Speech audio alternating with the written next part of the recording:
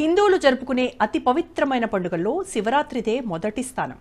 హిందువులకు సగటున నెలకు కనీసం 2-3 పండుగలు వస్తాయి. కానీ శివరాత్రికి ఇచ్చే ప్రాముఖ్యత దేనికి ఇవ్వరు అంటే అతిశయోక్తి కాదు. ఈ శివరాత్రులు నెలకోటి చొప్పున వస్తాయి. కానీ మాఘమాస కృష్ణపక్షంలో వచ్చే చతుర్దశిని మహాశివరాత్రిగా జరుపుకుంటారు. అందులోనూ ఈసారి మహాశివరాత్రి నాడు ఖగోళంలో అరుదైన ఘట్టం చోటు చేసుకుంటుందంటున్నారు జ్యోతిష్య శాస్త్రవేత్తలు. అసలు శివరాత్రి అంటే ఏంటి? అలాగే ఈ శివరాత్రిన సంభవిస్తున్న అరుదైన గ్రహకూటమి ఏం చెబుతోంది? ఆసక్తికరమైన ఆ వివరాలు ఈ స్టోరీలో చూద్దాం.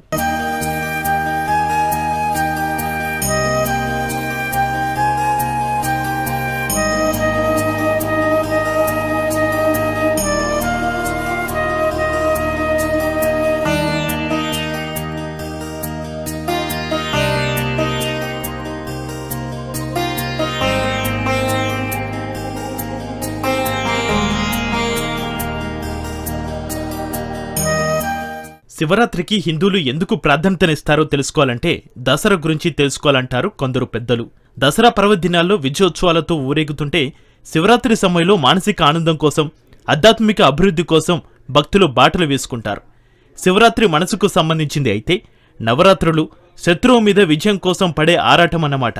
నవరాత్రుల్లో అమ్మవారు తన విశ్వరూపాన్ని ఆవిష్కరిస్తోంది, విశ్వశక్తిని ప్రకటిస్తోంది. ఆ విశ్వశక్తిని ఏకోన్ముఖం చేయడం వల్లే మహిషాసురుడి వంటి అతి బలవంతుడైన రాక్షసుని సంహరించగలిగింది. ఇక శివరాత్రి రోజున తల్లి పార్వతీదేవి చైతన్యంలో లీనమై అప్రకటితంగా ఉంటుందని పండితులు చెబుతారు. పార్వతి అంటే శక్తి, కేవలం శక్తి మాత్రమే కాదు, చైతన్యం కూడా ఈ శివరాత్రి నాడు అప్రకటితంగానే ఉంటాయంటారు పండితులు. శివుడు చైతన్యానికి ప్రతీక అయితే శక్తి ప్రకృతి ఉనికిని చాటే స్వరూపానందమయ్యగా గురు రవిశంకర్ లాంటి వారు తమ ఆధ్యాత్మిక అనుభవంతో చెబుతారు. శివుడు, శక్తి అనే 2 తత్వాల సంయోగమై ఈ విశ్వం. సకల చరాచరాల సృష్టిలో ఏర్పడిన అన్ని పదార్థాలు శివశక్తుల సంయోగ చర్య ఫలితంగా ఆధ్యాత్మికవేత్తలు భావిస్తే మ్యాటర్ అండ్ ఎనర్జీలకు ప్రతిరూపంగా భౌతిక శాస్త్రవేత్తలు నిర్వచనాలు ఇస్తారు. 2 సరైనవే. ఫిజిసిస్టులు భౌతిక ఉనికికి ప్రాధాన్యతనిచ్చి గుర్తిస్తే ఆధ్యాత్మికవేత్తలు చైతన్యపూర్వకమైన అనుభవంలో ఓలలాడుతుంటారు. అయితే భౌతిక ప్రపంచంలో అర్థం కాని అంశాలకు ఆధ్యాత్మిక ప్రపంచంలో పూర్తి స్పష్టత వస్తుందని మన ఋషి పరంపర అనాదిగా చెబుతూ వస్తుంది. ఆ ఆధ్యాత్మిక ప్రపంచానికి అధినాయకుడే శివుడు.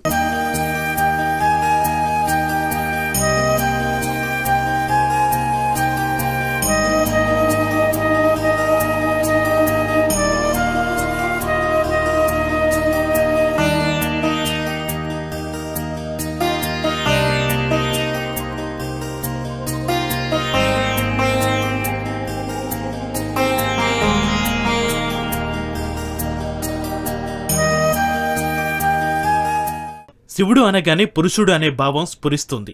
కానీ శక్తి లేకుండా, అంటే పార్వతి లేకుండా శివుడు లేడు. కాబట్టి శివుడు అనే పురుషలింగంతో సంబోధించిన శక్తితో కూడిందే శివతత్వం. అలాగే శక్తిని గురించి మాట్లాడినా అందులో చైతన్యమైన శివుడిని గురించి కూడా మాట్లాడినట్టే. చైతన్యం లేకుండా పదార్థం లేదు, పదార్థం లేకుండా చైతన్యం ప్రకటితం కాదు. కాబట్టి ఆ 2 ఒకదానికొకటి వేరువేరు కావు. దాన్నే అర్ధనాదీశ్వర తత్వంగా మన పురాణాలు అద్భుతమైన సైన్సును ఒక చిత్రపటంలో ప్రకటించేశాయి. అలా శివుడు, పార్వతి లేదా చైతన్యం ప్రకృతిల సంయోగమే ఈ మహాశివరాత్రి. అలాంటి అద్భుతమైన శుభ గడియలు ఈ శివరాత్రి వేళ ఈ విశ్వాన్ని ఆవరింపచేస్తాయి అంటారు. శివరాత్రి అంటే చీకటి. చీకటిలో ఏమి ఉన్నా ఏమి లేకపోయినా అంతా చీకటే. ఉన్న విషయం ప్రకటితం కాదు, లేని విషయం కూడా ప్రకటితం కాదు, అంతా చీకటే. ఆ చీకటిలో జాగరణ చేస్తూ ప్రకృతి నుంచి వచ్చే శివశక్తుల వైబ్రేషన్స్ను ఆవాహనం చేసుకోవాలని శివతాత్విక నిపుణులు ఎంతో అనుభవపూర్వకంగా చెబుతూ ఉంటారు. భక్తులను అప్రమత్తం చేస్తూ ఉంటారు.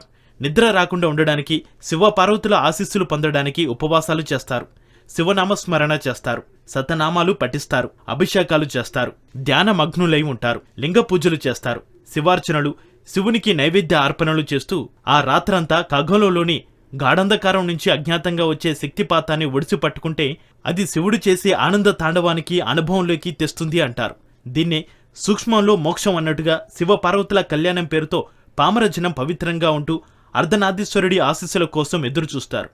ఈ రోజు శివుడు చేసే ఆనంద తాండవం ఒరిజినల్ వైబ్రేషన్స్ రూపంలో విశ్వాంతరాల గుండా ప్రయాణించి భూమిని తాకుతాయని అనుభవజ్ఞులు చెబుతున్నారు. అందుకే ఈ జాగరణ ప్రక్రియను విధిగా చేయాలంటారు శివతాత్వికులు.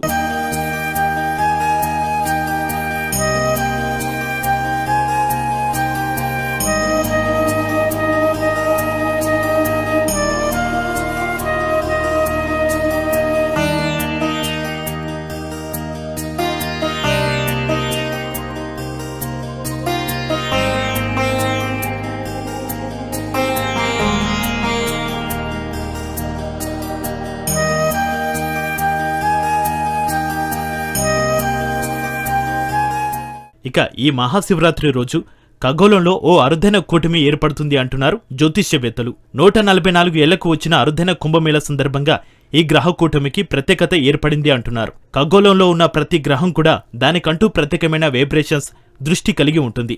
వాటి ప్రభావం ఖచ్చితంగా మనుషుల మీద పడుతుందని జ్యోతిష పండితులు చెబుతారు. అవి ఎలాంటి వైబ్రేషన్స్ కలిగి ఉన్నా అన్నిటినీ న్యూట్రలైజ్ చేసి కేవలం గురుదృష్టిని ప్రసరింపచేసే మహత్తు ఈ శివరాత్రికి ఉంది అంటున్నారు. ఈ శివరాత్రి రోజున ఖగోళంలో ఉన్న 9 గ్రహాలు ఒకే వరుసలోకి వస్తున్నాయని, అది ఈ కుంభమేళ ఉత్సవానికి ముగింపు పలకడానికి గ్రహ రాశులని క్యూ కట్టాయా అన్నట్టుగా ఈ ఖగోళ ఘట్టం ఆవిష్కృతం అవుతుందని అభివర్ణిస్తున్నారు. బుధుడు, శుక్రుడు, కుజుడు, గురుడు, శని అనే 5 గ్రహాలు స్పష్టంగా కనిపిస్తే మిగిలిన గ్రహాలు మసకగా ఉంటాయని, అందువల్ల వాటిని బైనాక్యులర్ల ద్వారా చూడవచ్చని సైంటిస్టులు చెబుతున్నారు.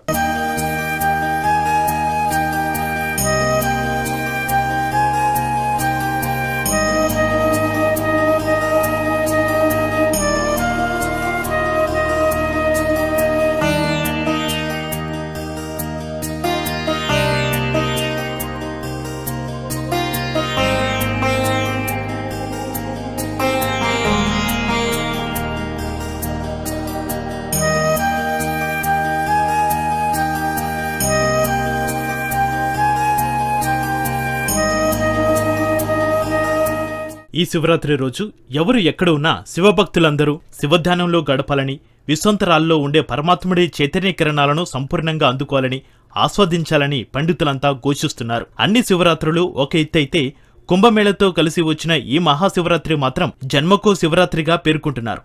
జన్మరాహిత్యం కోసం ఆరాటపడే వారికి ఇంతకు మించిన అవకాశం లేదంటున్నారు. శివోహం అనే 3 అక్షరాల్లో శివుడే తానే శివుడని భావన పూర్వకంగా ఆవాహనం చేసుకుంటే అదే శివైక్యంగా అభివర్ణిస్తున్నారు.